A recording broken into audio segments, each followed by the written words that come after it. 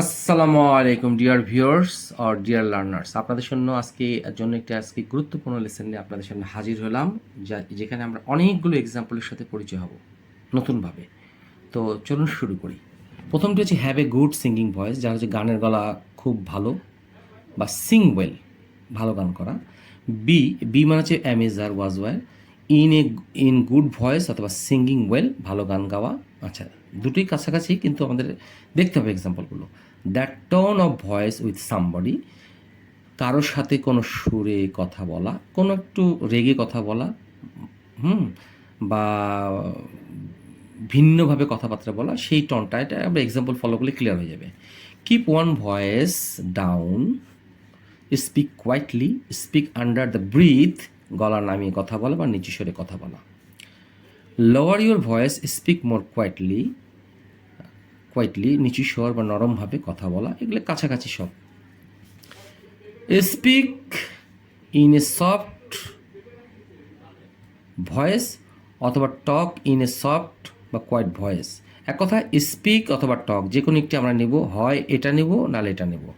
In a soft voice অথবা in a quite voice. হ্যাঁ, quite voice, যার অর্থ হচ্ছে নিচু স্বরে বা নরম স্বরে কথা বলা। স্পিক বা টক ইন এ লাউড ভয়েস, উচ্চ স্বরে কথা বলা। রেইজ ইউর ভয়েস অথবা স্পিক লাউডার, জোরে বা উচ্চ স্বরে কথা বলা।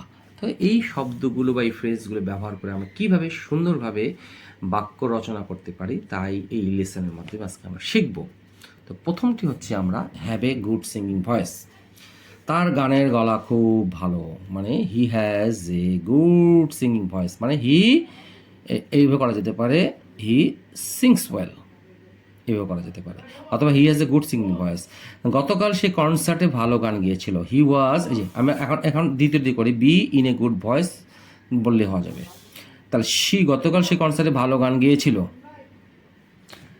2 নম্বর এক্সাম্পলটা আমরা দেখতে যাচ্ছি, গতকাল সে কনসার্টে খুব ভালো গান গেয়েছিল।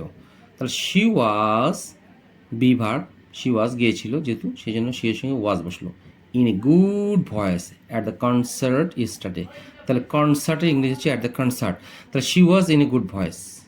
অথবা she had a good singing voice at the concert yesterday, এটা বললেও চলবে, তবে এটা বলাটা উত্তম। She was in a good voice at the concert yesterday, খুব সুন্দর শব্দ একটা ফ্রেজ। আমার সাথে এই সুরে কথা বলিও না, এই যে আমি এখানে দেখানোর চেষ্টা করেছি, that tone of voice with me, কারোর সাথে কোনো সুরে কথা বলিও না, মানে কোনো খারাপ স্বরে বা ধমক দিয়ে এরকম কিছু একটা, আমার সাথে এই সুরে কথা বলিও না। তা ডোন্ট টক টু অথবা talk with me with that tone of voice, মানে এই সুরে কথা বলিও না, আমার সে গলা নামিয়ে কথা বলো বা ভদ্রভাবে কথা বলো, এবার এই সুরে কথা বলিও না, with that tone of voice. এত চিৎকার করছো কেন, গলা নামিয়ে কথা বলো বা নিচু স্বরে কথা বলো বা ভদ্রভাবে কথা বলো, যে কোনো একটি। Why are you crying aloud, cry aloud অর্থ হচ্ছে চিৎকার করা, আমি ক্রাই অ্যালাউড, এটা হচ্ছে অ্যাডভার্ব, অ্যালাউড, ALOUD, যার অর্থ হচ্ছে চিৎকার করা। গলা নামিয়ে কথা বলো, নিচু স্বরে কথা বলো, ভদ্রভাবে কথা বলো, এর ইংরেজিটি হচ্ছে what for are you speaking with me in a loud voice, আমার সঙ্গে কেন উচ্চস্বরে কথা বলছো। ও, এই দুটোর কাচ্ছ কেন, চিৎকার করে কাচ্ছ কেন। What for are you speaking with me in a loud voice, কে এত জোরে চিৎকার করছো কেন। Keep your voice down, speak quietly, speak under the breath, speak gently, lower your voice. আমার সঙ্গে এত চিৎকারের কথা বলছে কেন, এটা একটা করা যেতে পারে, মানে এত চিৎকার করছো কেন, অর্থাৎ হচ্ছে এইভাবেও করা যেতে পারে। আমি বলি why are you crying aloud, তুমি চিৎকার করছো কেন, অথবা আমার সঙ্গে এরকম চিৎকার করে কথা বলছে কেন, উচ্চস্বরে কথা বলছে কেন, মানে what for are you speaking with me, আমার সঙ্গে কথা বলছে কেন ইন এ লাউড ভয়েস। তারপরটা হচ্ছে গলা নামিয়ে কথা বলো, নিচু স্বরে কথা বলো, ভদ্রভাবে কথা বলো। প্রত্যেকটি শব্দের অর্থ হচ্ছে keep your voice down, speak quietly, speak under the breath, speak gently, অথবা লোয়ার ইউর ভয়েস, যে কোনো একটি বসালেই চলবে বা বললে চলবে। এখন 5 নম্বরটাতে আসি আমরা, সেটি হলো আমার সাথে নিচু স্বরে বা নরমভাবে কথা বলো। টক অথবা speak with me, talk with me অথবা স্পিক উইথ মি কীভাবে?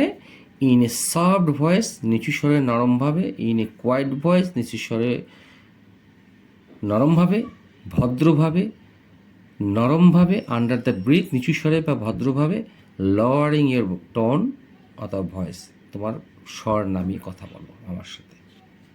আশা করি এই লেসনের মাধ্যমে আপনারা খুব ক্লিয়ারভাবে আপনাদের এই অর্থগুলো বুঝতে পেরেছেন। আশা করি আমি বোঝাতে সক্ষম হয়েছি। যদি না কেউ বুঝতে সক্ষম হন তাহলে অবশ্যই আমাকে কমেন্ট বক্সে জানাবেন, তাহলে আমি আপনাদেরকে সহজভাবে আরও বুঝিয়ে দেওয়ার চেষ্টা করব। এবং এইটি হচ্ছে হ্যাভ গুড সিঙ্গিং ভয়েসের লেসন 1। আশা করি আপনাদের এই লেসনটি ভালো লেগে থাকবে। ভালো লেগে থাকলে অবশ্যই লাইক শেয়ার করুন। আসসালামু আলাইকুম।